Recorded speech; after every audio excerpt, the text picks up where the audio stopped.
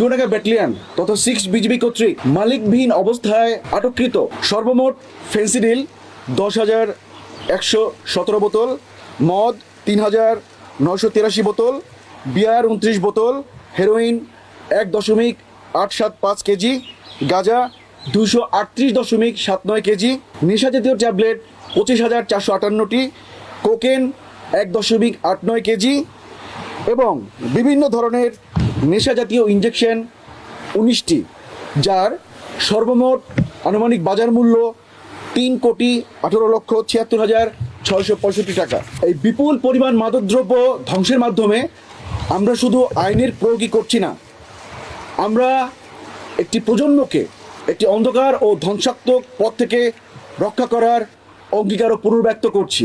1 August 2024 তারিখ হতে 31 জুলাই 2025 তারিখ পর্যন্ত মালিকবিহীন অবস্থায় আটককৃত মাদকদ্রব্য ধ্বংস উপলক্ষে আপনাদের উপস্থিতি আমাদের জন্য অত্যন্ত আনন্দের এবং গৌরবের। আমাদের এই কুষ্টিয়া সেক্টর 300 কিলোমিটার সীমান্ত জুড়ে বিস্তৃত।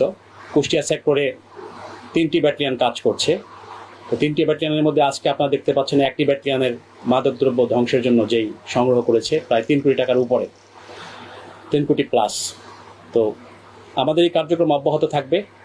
আমরা সীমান্তে ডে অ্যান্ড নাইট কন্টিনিউয়াসলি কাজ করে যাচ্ছি। আমরা চেষ্টা করে যাচ্ছি সীমান্তে, যাতে করে এই মাদকদ্রব্যগুলো সীমান্ত অতিক্রম করে বাংলাদেশের অভ্যন্তরে প্রবেশ করতে না পারে। একই সাথে অন্যান্য সংস্থাও তাদের স্ব স্থান থেকে নিজ নিজ দায়িত্ব পালন করে যাচ্ছেন।